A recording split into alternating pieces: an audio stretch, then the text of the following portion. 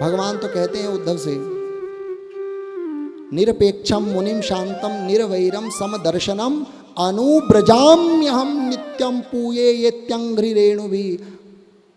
उद्धव, जो मेरे ऐसे भक्त हैं ना, निरपेक्षम, किसी की अपेक्षा नहीं रखते, एकमात्र मैं ही उनका आश्रय हूँ। कोई दुख आएगा तो मुझसे कहेंगे और सुख आएगा तो मुझ में ही बांटेंगे, अपनी सर्वस्व मुझ में लुटाएंगे। ऐसे निरपेक्षम मुनिम शांतम, जो महात्मा है, जो परम शांत है, बड़े से बड़ा दुख आ जाए तो भी वो दुख में हाय हाय नहीं करते, और बड़ा सुख आ जाए तो हा हा भी नहीं करते। निरपेक्षम मुनिम शांतम निर्वैरम, किसी से वैर का भाव नहीं रखते, और समदर्शनम, जो सबके प्रति समदर्शी हैं, ना उनका कोई अपना है ना कोई उनका पराया है।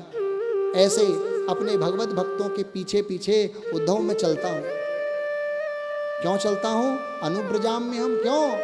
तो कहा पूये ये त्यंघ्रि रेणु भी, उनके अंघ्रि, उनके चरणों की धूल मेरे सिर पर पड़ जाए और मैं पवित्र हो जाऊं, शुद्ध हो जाऊं। इसीलिए उद्धव, मैं अपने भक्तों के पीछे पीछे चलता हूं। इतनी महिमा भक्त की, ये इंद्र आदि देवताओं की, ब्रह्मा की, ये कुछ महिमा नहीं है।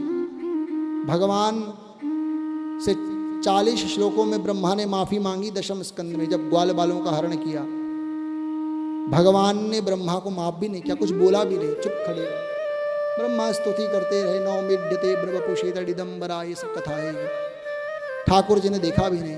वो अभिमानी इंद्र आया, वर्षा की वृक्ष को डुबाया, तो ठाकुर जी ने इंद्र को तो क्षमा कर दिया, परंतु इंद्र अभिमानी,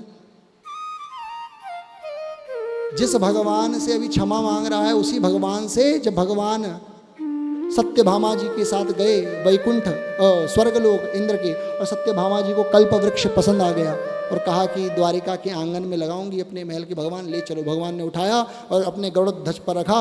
इंद्र भागा भगवान को मारने के लिए। सची ने कहा, इंद्र की पत्नी ने, कि नहीं नहीं, मैं नहीं ले जाने दूंगी सत्यभामा को ये।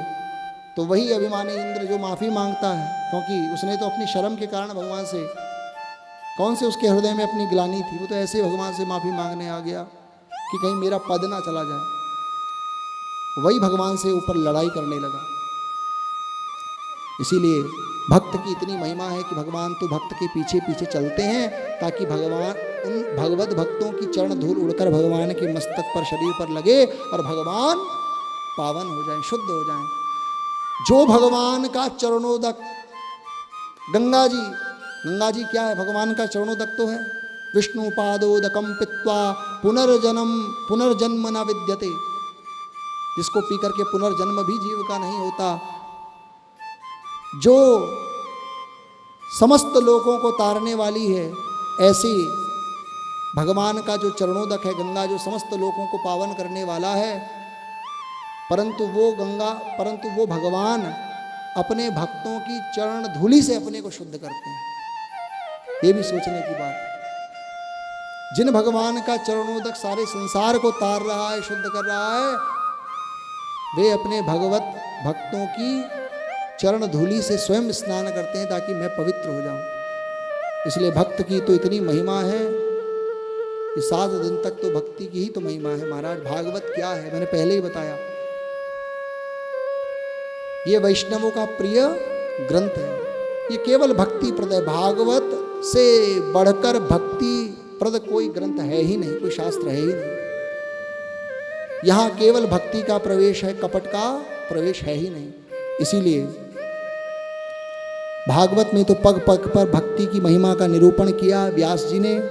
सनत कुमार कहते हैं, नारद जी ने कहा,